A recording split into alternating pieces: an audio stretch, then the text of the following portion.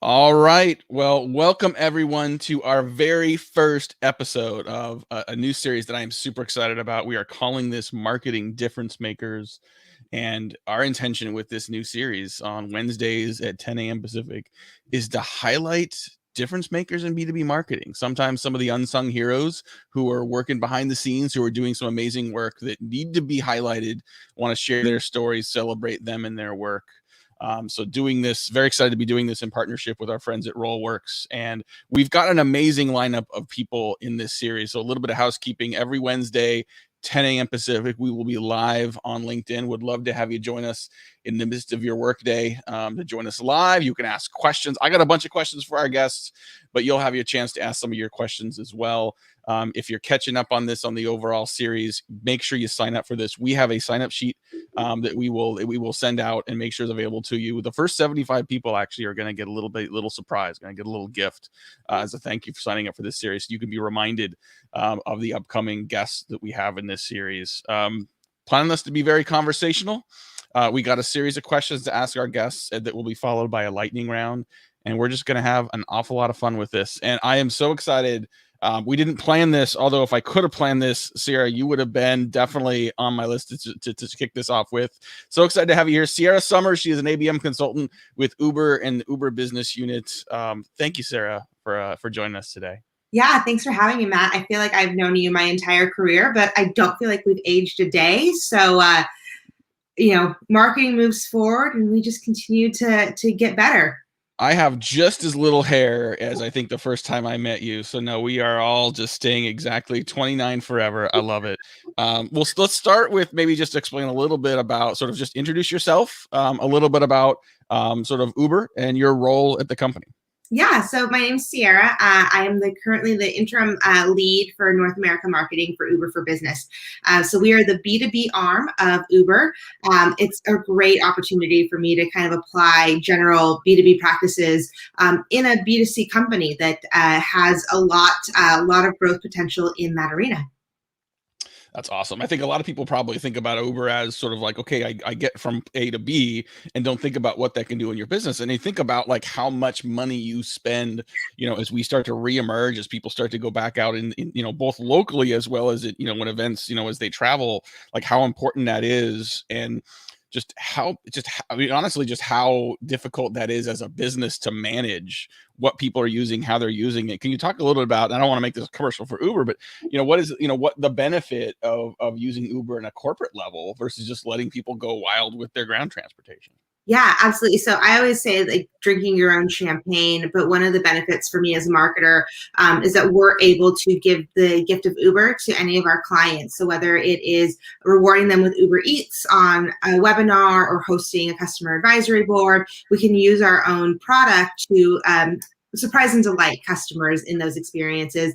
I think on the flip side, if you're in procurement or in travel management, it's also setting those controls and restrictions for your team as well. So instead of you having to come back from that trip with the 50 different taxi receipts and having to punch all those into Concur, when customers enable Uber for Business for their employees, they're able to have a centralized dashboard, which really makes the entire process easy. You can stay in compliance and nobody's having to track down those lost taxi cab receipts.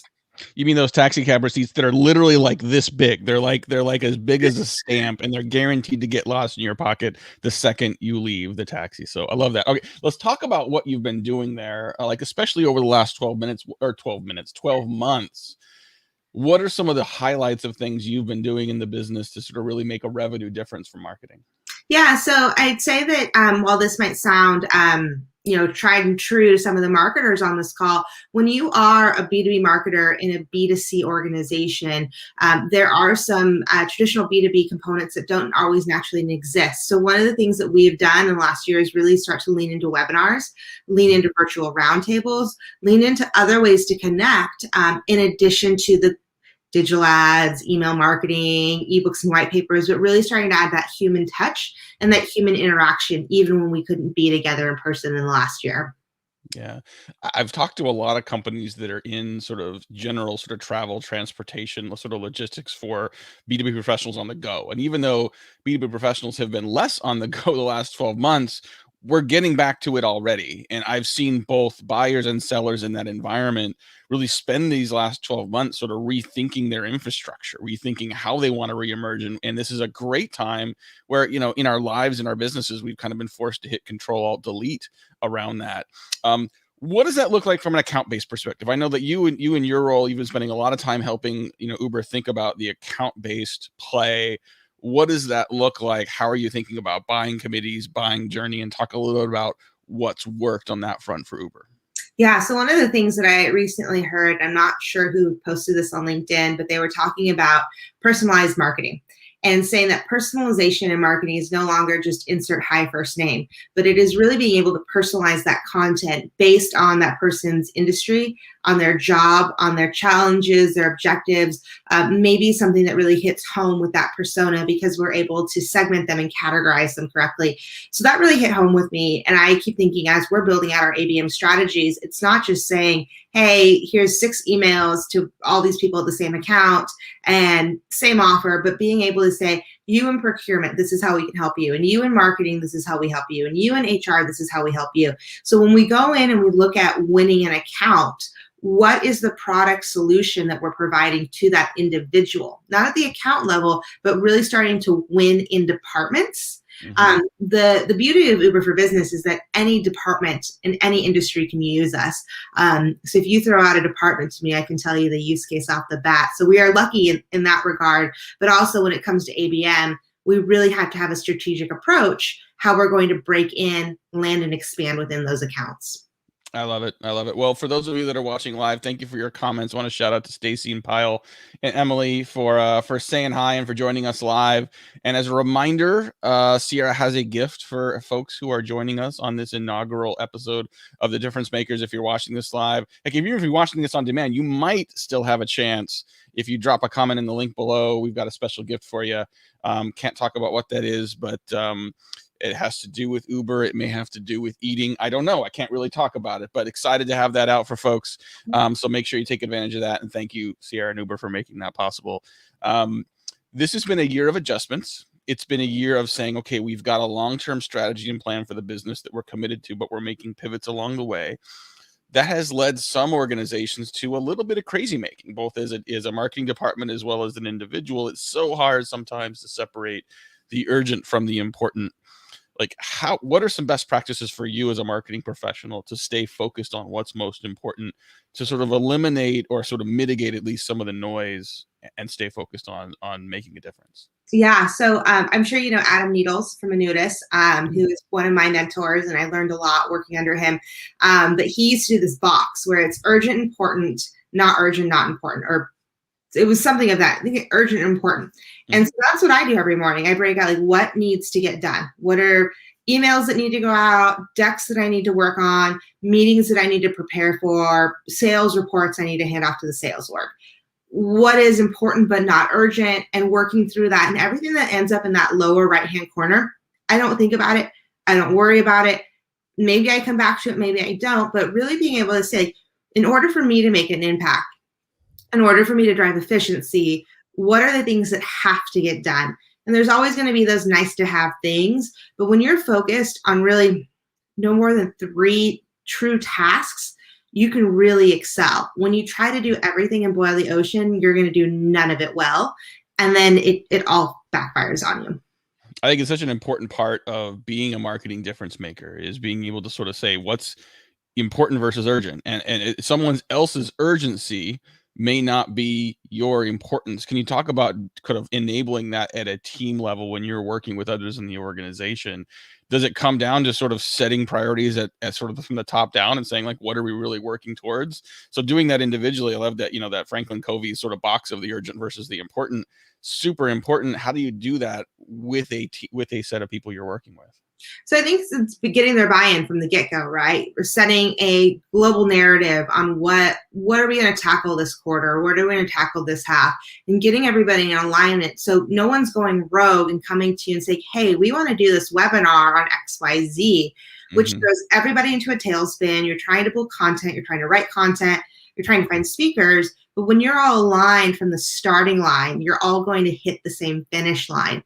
And where I think the misalignment happens is everyone might start at the same place, they're ending up at different finish lines, which causes an issue.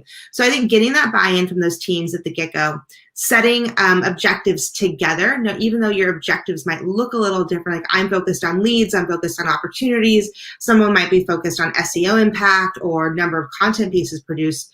We're all working in that same circle and we're all hitting that same finish line. Yeah, absolutely. Speaking of working together, I think key to doing sort of making a difference in marketing, especially in an account-based format, is working closely with sales. Talk a little bit about what that looks like at Uber. What does the sales organization look like you're working at? And what are some of the key best practices for integrating sales and marketing motions together? So the first thing I'd say is get close to the numbers. As a marketer, as an ABM champion, you need to understand pipeline. You need to understand forecasting. If you're not on those calls, get on those calls. Find a way to get your name on those calendar invites and understand what's happening so that you can understand what levers you can pull and turn to help add pipeline. Also understand if the team has tons of pipeline now, where does that forecast and when are they going to be without pipeline? So start putting those pieces in place today to ensure that continuous pipeline. The other thing that I like to do is we work kind of in pods. So I have AEs that I work with. I have weekly one-on-ones with them. We talk about their target accounts. We talk about programs that we're running. We look at the reports that come out of webinars and say, all right, Chris, you had 40 people from 6 target accounts that attended this webinar. Like, what is your follow-up plan here? I think the other thing too is like you have to enable your sales team. As an ABM marketer, you are sales enablement, you're marketing, you are somewhat of a sales manager and saying like, guys, your activity is falling behind, we need to bump it up. But I think too often marketers, we want to stay in our own lane or we've been told we need to stay in our lane. I think if you can wear those multiple hats, while it is hard to juggle, and advocate for the additional resources where you need them, you will excel. Yeah, I think especially as you work those larger, more complex accounts, having a seamless experience for the buyer and for the buying committee between sales and marketing becomes really, really important. I wanted to circle back. You mentioned that, part of your motions over the last 12 months have included webinars and virtual roundtables. There was a question that came up. Someone wanted to go into a little more detail, like what have been successful about those virtual roundtables? And more generally, as we've all made adjustments during the pandemic, I'm curious, is something like those roundtables, which adjustments are going to become fixtures, sort of your ABM mix moving forward? Yeah, so we've done some of them internally. We've partnered with some organizations and publishers to host them as well. I think the first thing is no death by PowerPoint, right? Let's let people network. Let's let them connect. I think facilitating an opportunity where people can share best practices, they can share what's working. We've hosted some roundtables where people spent like a good amount of time talking about different ABM vendors. Is that about us? Is it about what we're selling or positioning? No, but we really want to facilitate and be the champion to enable those conversations. I think we are so hungry to connect. We miss seeing each other at those annual user conference. We miss going to Arizona in the winter. We're hungry for those opportunities. So I think that if you are trying to create roundtables for your audience, keep them small. I'd say no more than 20 people on them. Encourage people to have their videos on. Some may have them on, some may not have them on. We also ask people to submit any questions they have ahead of the roundtable so they feel engaged. And we will also do kind of like pulling in thought starters and asking people like, hey, will you be a thought starter in here and kind of kick off the conversation and keep the conversation moving forward. So it does feel very organic. And people walk away saying like, oh, I never thought about that. Or, hey, can you email me that vendor? And then we see all this back and forth in the chat of people connecting on LinkedIn and say like, oh, this is my sales rep, reach out to so-and-so at this company to help you with XYZ. But I'd say in summary, it's really about enabling those natural connections, even in a virtual format. I love that. Well, we just got a few more minutes here with Sierra Summers, an ABM consultant with Uber Business. So thank you, Kelly, for that question. Sort of dive deeper into virtual roundtables. Anyone else that is watching live, last call for additional questions here before we get into our lightning round. Sierra, you mentioned like, we've known each other for a while, and it's as we all sort of get a little older, some people losing hair, like I said, it's been like this for a while. What's some of your advice for people that are early in their marketing career, for new marketers, for college grads that want to be difference makers, that want to be revenue creators in their organization as marketer? What's your advice for them to do, to learn, to experience? Yeah, so two-prong approach here. Get close to the numbers. Like I said, sit in on those calls. Even if you don't understand them, absorb it. Ask questions outside of those meetings. Try to understand how forecasting, how modeling works, why that's important to the business. The second thing, and this was something I was very lucky to experience at SuccessFactors, was network, make friends, meet people. Those will be relationships that you will carry on for the next 20 to 50 years. Those relationships are key. You really want to be that person that people want to go get a beer with after work. And so work on those relationships. It also helps that when you move on in your career and you're at a conference and you know people naturally because you've worked with them in the past. And it's always fun to have friendlies in the industry. I agree with that. I think, to summarize, numbers and network, the two ends of building your career, definitely things I wish I would have focused on more earlier in my career as well. Okay, time for the lightning round. So I've got 5 questions. These are meant to be just short answers, so don't feel like you need to go forever on these. But we're gonna have some fun with this, hopefully, in this series over the next over the next few weeks. Okay, first one: favorite unsung tech tool in your MarTech stack and why? Project management. So whatever that tool is for you, but you need some kind of centralized project management to keep your ducks in a row. Okay, project management, unsung tech tool. Okay, what's one sales or marketing pet peeve? People not picking up the phone. Really? Yeah, I think as we've built out like BDR teams and SDR teams, I'd say more so over the last 5 years, like, gotta pick up the phone. It's I think people are afraid of it. Yeah. Okay, good one. What's one guilty pleasure that you are proud of? Hitting the snooze button in the morning. Yes. Yes. I don't know why that's been such a pariah. Like the snooze button, if it was a bad thing, they wouldn't have built the snooze button. It's on your phone. It's on your alarm clock. It's there for a reason. Yeah, I'm waiting for Apple to set a customization though, because my snooze is 8 minutes and it really needs to be about 3. Good point. Feature list. All right. What's a key part of your morning get work started routine? So podcasting. I love news podcasts, financial podcasts, and just general current events podcast and get me started. I have those on while I'm getting ready in the morning. And then in the summer, I have a big vegetable garden. So watering the garden is kind of this like tranquil morning routine for me. I love that. Those are good answers. And then, so the last question for you: your afternoon, evening, done with work routine. What's something that you use to sort of transition from work back to home life? So as the world's been reopening, and as Matt said, the Fauci ouchies are happening and everyone's getting vaccinated. I'm really excited to reconnect with people. I've been focusing on my calendar and going out with friends and reconnecting and going out to eat and just turning everything back on. So that's been really easy for me, creating a new routine to literally walk away from my desk at the end of the day. Awesome.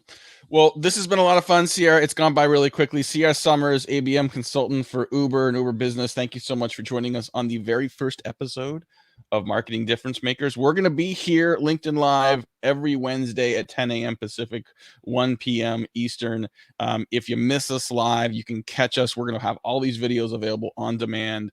If you want to be reminded for this series, we actually have a landing page for that as well. And both those that put a comment on this on this inaugural episode, as well as those who sign up for those reminders, the first 75 people are going to get a little special something from Sierra, a little special something from Uber. I can't talk about what it is. It's a little bit of a surprise, but you might be able to take care of it during breakfast, lunch, dinner, totally your choice. But Sierra, thank you very much for joining us for our first episode. Thank you so much to Rollworks for being an amazing partner. We'll see y'all next Wednesday. Thanks, Matt.